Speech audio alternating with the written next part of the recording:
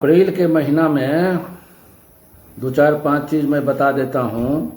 मर जाना लेकिन किसी को देना नहीं अपने घर से, नहीं तो गरीबी जो है ना गला पड़ जाएगी। अब गरीबी पड़ी ही हुई है गला, क्योंकि आपके घर की जो सुख शांति है, बरकत है, वो आपके किस्मत के कारण खराब नहीं है। भगवान आपसे नाराज नहीं है, ये आपके अपने रहन सहन और कुछ लापरवाहियों के कारण ऐसा होता है। और ख़ास करके अप्रैल महीना, ध्यान से सुनना, इस चीज़ को इग्नोर करोगे तो बहुत पछताओगे। मैं जो चीज़ बता देता हूँ, ये चीज़ें इतनी बड़ी बातें हैं कि इसको अगर तुम करोगे, ध्यान में रखोगे, तो तुम माला माल हो जाओगे, सारी कंगालियत दूर हो जाएगी। और अगर ध्यान नहीं दिए आप तो गरीबी गला ऐसे ही पकड़े रहेगी। तो अब आप सोच लीजिए, आगे हम बढ़ते हैं। आपको बड़ा संक्षेप में बता देते हैं कि अप्रैल का महीना बहुत ही जागृत महीना होता है। ऊर्जा जो है से ओतप्रोत रहता है ये अप्रैल का महीना। तो अप्रैल के महीना में आप देखते हैं ना कि प्रकृति जो है अपने एकदम नए रूप में आ जाती है। हरा भरा सब हरियाली, सारे सूखे पत्ते जो हैं हरे हो गए। तो कारण है ना, और आप भी प्रकृति के अंग हैं। तो अपने घर से आप, घर में आपका जो चीज़ें हैं ना, वही चीज़ें आपके घर में ऊर्जा का काम करती है। ऊर्जा, पॉजिटिव ऊर्जा खींचती है। कुछ चीज़ें ऐसी भी रख दी जाती है कि जिससे आपके घर में नेगेटिव ऊर्जा आ जाती है। तो इन बातों को अगर ध्यान से समझ लोगे तो कंगालियत ख़त्म हो जाएगी और एकदम मस्त रहोगे ज़िंदगी में। इसलिए इस बात को ठीक से समझ लीजिए कि क्या क्या ऐसी छोटी छोटी चीज़ें हैं जो मैं बताऊंगा कि आपको किसी भी सूरत में बुद्धिमानी से ना कह देना है, देना नहीं है किसी भी सूरत में। मैंने ये अप्रैल के महीना की बात बता रहा हूँ, बाकी के महीना में भी ध्यान रखना तो अच्छी बात है, लेकिन अप्रैल जो है ये ऊर्जा का मौसम है। इसलिए मैं आपको समझा रहा हूँ कि अपने घर के ये जो चीज़ आपको मैं समझा रहा हूँ, ये आपके घर में साक्षात लक्ष्मी स्वरूपा हैं, माता लक्ष्मी के प्रतीक हैं। हम लोग क्या करते हैं कि लापरवाही के साथ घर में रहते हैं। नतीजा क्या होता है? नतीजा यही होता है कि किस्मत को कोसते हैं, चप्पल खिंच जाती है लेकिन सफलता नहीं मिलती है। तो भाई कुछ कारण है ना। मेहनत करना जरूरी है, लेकिन मेहनत के साथ साथ घर में जो बरकत आती है ना, उसमें आपके घर की पॉजिटिव एनर्जी बहुत बहुत काम करती है। और पॉजिटिव एनर्जी को मेंटेन करना आपके आहार व्यवहार में होना चाहिए। अगर आप ऐसा नहीं करोगे तो ऐसे ही नाचते रहोगे और कंगालियत के दौर में फंसे रहोगे, गरीबी गले पकड़े रहेंगे। इसलिए अरे मान लो, जैसे मैं मान लिया आपको झाड़ू की बात कहती है, आपको लगता होगा कि झाड़ू तो बड़ी छोटी सी चीज़ है। झाड़ू लक्ष्मी माता का प्रतीक है कि नहीं है, सो बताओ। झाड़ू जो है घर में पॉजिटिव ऊर्जा लाती है, नेगेटिव ऊर्जा को बाहर फेंकती है। तो सबसे पहले हम शुरुआतें कर देते हैं झाड़ू से। झाड़ू एक ऐसा चीज़ है जो तुम्हारे घर में माता लक्ष्मी का प्रतीक है। इसलिए लोग झाड़ू पे लात भी नहीं मारते हैं। झाड़ू की अपने सनातन संस्कृति में पूजा की जाती है। लोग झाड़ू खरीद करके मंदिरों में दे आते हैं कि हमारा पुण्य हो, मंदिर में साफ सफाई होगी तो हमको इससे पुण्य होगा। ये अच्छी बात है, लेकिन अपने घर का झाड़ू किसी को नहीं दीजिएगा। अब आप कहिएगा कि झाड़ू कौन हमसे मांगने आता है? मांगने आता है, और नहीं भी मांगने आता है तो आप उसको बाद में फेंक देते हैं, कब भंगार को बेच भी देते हैं। तो आप जो है अपने लक्ष्मी को घर से बाहर कर देते हैं। और झाड़ू लोग मांगने आता है। कैसे आता है? या तो किसी को ये मैंने पता है कि अगर हम फलाना बहुत अमीर है, बहुत ऐश्वर्यमान है, बड़ा सुखी रह रहा है, बम बम करके रह रहा है, तो क्यों ना उससे हम ये थोड़ी देर के लिए मांग लें। आप तो सोचेंगे कि वाह हमने तो आइए आइए, अरे झाड़ू क्या चीज़ है, ले जाइए, जान आपके लिए हाजिर है। खास करके अप्रैल के महीने में ये काम भूल के मत करिएगा। और ऐसे भी आमतौर पर कोई आपके अगल बगल में शिफ्ट किए होते हैं, नए कोई टेनेंट्स आते हैं, उनके पास झाड़ू नहीं रहता है सफाई करने के लिए, तो वो आपके घर आएंगे, नमस्ते जी नमस्ते, हम नए आए हैं, थोड़ा आपका झाड़ू मिल जाता तो हाँ हाँ हाँ हाँ लेके जाइए जाइए जाइए, दूध भी लेके जाइएगा, चाय चू बनाइएगा, नहीं तो यहीं चाय पी लीजिए, तो नहीं नहीं दूध दे दीजिए। ऐसा हरगिज मत करिएगा। झाड़ू दीजिएगा, आपकी समझिए लक्ष्मी आपके घर से निकल गई, ये इतना महत्वपूर्ण बात है। और दूध भी ऐसे ही ना, दूध और दही, दूध और दूध से बना दही, ये अप्रैल के महीना में तो बिल्कुल मत दीजिएगा। खास करके शुक्रवार के रोज मर जाना, लेकिन किसी को देना नहीं। अपने गृहिणी को समझा देना, ये बात ध्यान से सुनो जो आगे मैं बता रहा हूँ, बहुत इम्पोर्टेंट बात बता रहा हूँ।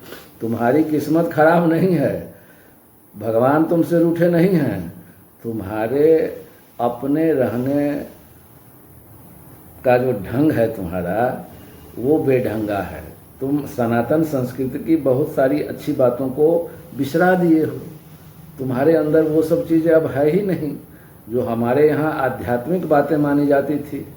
अरे भाई, झाड़ू तो मैंने आपको बता दिया कि किसी भी सूरत में आप जानते ही हैं कि माता लक्ष्मी का साक्षात प्रतीक हैं। ऐसे झाड़ू को किसी भी सूरत में किसी को भी नहीं दीजिएगा, कोई बहाना बना दीजिएगा।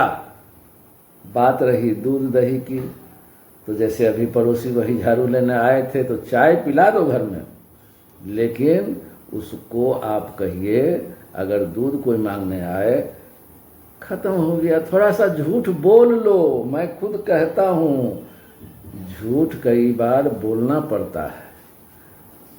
आपस में ठीक है, एक दूसरे की मदद कर देनी चाहिए। व्यवहार हम लोग भारतीय सनातन संस्कृति में यही है कि एक दूसरे की हेल्प आउट तो करनी ही चाहिए, लेकिन there are certain things which are the energy center, जो आपके घर में ऊर्जा का केंद्र है, तो ऊर्जा के केंद्र को आपको क्षय नहीं होने देना है। माता लक्ष्मी के प्रतीक को आपके घर से बाहर नहीं जाने देना है, नहीं तो माता लक्ष्मी रूठ जाएंगी आपसे और आपके घर से चली जाएंगी, और जो लेके जाएगा उसके घर में टिक जाएंगी। बात को ध्यान से समझो इसको। इसलिए झाड़ू के साथ साथ दूध भी कोई अगर तुमसे मांगने आए, किसी के यहाँ कौर कुटुंब आ जाता है तो कहता है ना कि अब इनको चाय तो पिलाएंगे थोड़ा सा, तो ले आइए फलाने बाबू के यहाँ से बगल से, तो आप बोलते हैं हाँ हाँ हाँ कोई नहीं कोई नहीं कोई नहीं। ऐसा कभी मत करना। इस अप्रैल महीना में तो कम से कम बिल्कुल मत किया करो। और शुक्रवार के दिन तो एकदम में मत करना, नहीं तो बर्बाद, कंगालियत और ये जो गरीबी है वो गला पकड़ लेगी तुमको। चलो दूध दही हो गया, अब आ जाते हैं नमक पर। आप बोलिएगा नमक तो बड़ा सस्ता चीज़ है, नमक को कौन पूछता है? जी नहीं, नमक को बहुत इम्पोर्टेंट आप समझिए। नमक जो है माता लक्ष्मी, ऊर्जा, शक्ति, इसका प्रतीक है। आप किसी कोई खरीदने नहीं जाएगा, उसका हस्बैंड आया है खाना खाने, नमक कम है, पड़ोस से नमक ले लेते हैं थोड़ा सा, वो आ जाता है आपसे नमक मांगता है। लोग होता है कि नहीं होता है? बड़ी छोटी बातें हैं, लेकिन मैं बड़ी गहराई से तुमको समझा रहा हूँ। तुम्हारी कंगालियत दूर हो जाएगी। तुम्हारी कंगालियत इसी सब के कारण है। जो चीज़ें मैं अप्रैल महीना में मैं जानबूझ करके ये बता रहा हूँ कि ताकि आप लोग इसको समझें और अपनी कंगालियत से बचें, आपकी सुख समृद्धि बनी रहे, आपके घर में लक्ष्मी माता टिकी रहें। इसके लिए मैं आपको बताता हूँ कि दूध दही ये सब जो है किसी भी तरह से, नमक पर हम लोग थे ना, नमक बड़ा सस्ता होता है, तो पड़ोस में आ गए, थोड़ा सा नमक दीजिएगा, उनको थोड़ा नमक कम लग रहा है, थोड़ा बुद्धिमानी से टाल दो, खत्म हो गया। आज समझ गए ना, कुछ नहीं जाता है। लेकिन नमक मत देना, क्योंकि नमक देते ही तुम्हारे घर में बेचैनी बढ़ जाएगी, तुम्हारे घर में आपस में लोग खटपट करने लगेंगे, तुम्हारे घर में टेंशन में लोग आ जाएंगे भैया। तो नमक का ये रुतबा है। अब आओ, बड़ा शॉर्ट में हम बताते हैं, क्योंकि हमको तुम्हारा समय नहीं लेना है। हम चाहते हैं कि तुम जो है कुछ चीज़ों के मतलब बेढंगापन को छोड़ो और ढंग में रहो, तो तुम माला माल बन के रहो। तुम खुश रहोगे यार तो हमको खुशी होगी, बस एक ही उद्देश्य है। तो अब आप आइए तीसरे चीज़ पर। 3 चीज़ हो गया ना, झाड़ू हो गया, दूध दही हो गया, नमक हो गया। चौथा चीज़ पर आ जाइए, चावल। चावल को क्या बोलते हैं हम लोग? अक्षत होता है, अक्षत। भगवान की पूजा कभी भी अक्षत के बिना पूर्ण नहीं होती है, इसलिए कच्चा चावल भी किसी को न दें और चावल पका हुआ भी किसी को न दें घर से बाहर। हम लोग ये काम खूब करते हैं, कंगाली बनी रहती है। ये सब अपने वास्तुशास्त्र का शोध है यार, प्राचीन वैदिक संस्कृति का शोध है ये सब, तुम नहीं ध्यान देते हो। कई बार तो हम लोग बगल वाली पूजा कर रही है या कर रहे हैं, उनके घर में अक्षत नहीं है, आपसे बोलेगा 1 मुट्ठी चावल दीजिए, थोड़ा अक्षत बना लेते हैं। टूटा हुआ निकाल देगा, लंबा लंबा जो रहेगा अखंड वो अक्षत हो जाएगा। किसी भी तरीके से इसमें आप अपना दिमाग लगा के उसको मत दीजिए। बहुत सारी बहन जी लोग तो ये भी ध्यान में रखती है कि चावल अपना बन गया, गरम गरम पड़ोस का बच्चा है, बड़ा सहेली है, दोस्ती है, 1 थाली चावल थोड़ा उनके बच्चों को दे देते हैं, खा लेगा। आपके घर की ये अक्षत जो है ना, लक्ष्मी स्वरूपा हैं, आपका घर बर्बाद हो जाएगा। तो एकदम आप ध्यान रखिए कि ये चावल चाहे कच्चा फॉर्म में हो या पका फॉर्म में हो, बिल्कुल किसी को देने मत जाइए। कोई मांगने भी आए तो उसको बिल्कुल अप्रैल के महीना में तो कोशिश करो कि ना ही दो।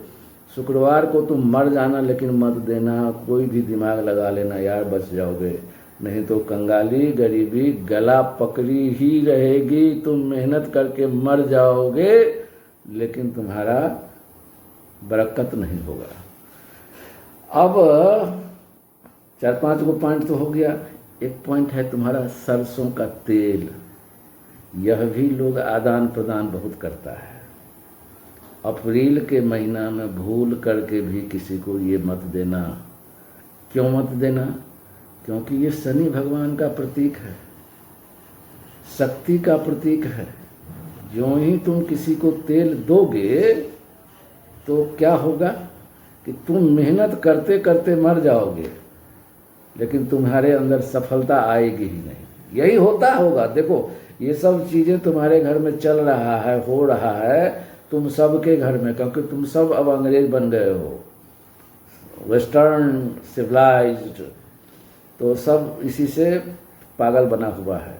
ध्यान में रखो। कई लोग क्यों इतना सुखी संपन्न दिखता है? वो कोई ऐसा चीज़ ले आता है अपने घर में जो पॉजिटिव एनर्जी को खींचती है। और कई बार आप बेढंगे ऐसे होते हैं कि कोई ऐसी चीज़ें ले आते हैं जो निगेटिव एनर्जी को खींचता है, पॉजिटिव एनर्जी को भगा देता है। और चाल ढाल प्रकृति भी आपकी ऐसी हो जाती है कि आप अपनी किस्मत को ही दोष देते हैं, भगवान को दोष देते हैं। भगवान नहीं चाहते कि आप गरीब रहें, दरिद्र रहें। आपके अपने रहने चलने का जो ढंग है, रहने सहने का, इसमें थोड़ा सा सुधार करिए, व्यवहारिकता में सुधार लाइए। आप एकदम माला माल रहेंगे, मस्त रहेंगे। तो तेल जो है कभी भी किसी भी सूरत में आपने नहीं देना है। तो ये कुछ चीज़ें ऐसी है। और एक आध चीज़ बता देता हूँ कि जैसे शुक्रवार के दिन तुम जो है ना, माता लक्ष्मी की थोड़ी पूजा कर लो। शाम को एक दिया जला दो, पुष्प रख दो, अक्षत रख दो और माँ को प्रणाम करके पूजा कर लो। दूसरी बात, कितना शॉर्ट में मैं बोल रहा हूँ, दूसरी बात कि आप शनिवार के शनिवार घर के किसी कोने में थोड़ा नमक रख दीजिए और अगले दिन उसको निकाल के, शनिवार को मैं बता रहा हूँ, निकाल कर और उसको आप बहते हुए पानी में डाल दीजिए। इससे क्या होगा कि आपके घर के सारी नेगेटिविटी को वो नमक खींच लेगा और आपका घर का नेगेटिविटी चला गया बहते हुए पानी में। ये सब एकदम शोधित वैदिक परंपरा की बातें हम तुमको बताए हैं। तुमको अगर अच्छा लगा हो तो चैनल सब्सक्राइब करने का मन हो तो कर लेना, अगर नहीं किए हो तो लाइक शेयर करना, कम से कम भगवान का नाम लिख देना, जय जय सिया राम। फिर मिलेंगे, जय जय सिया राम बोल देना, है ना।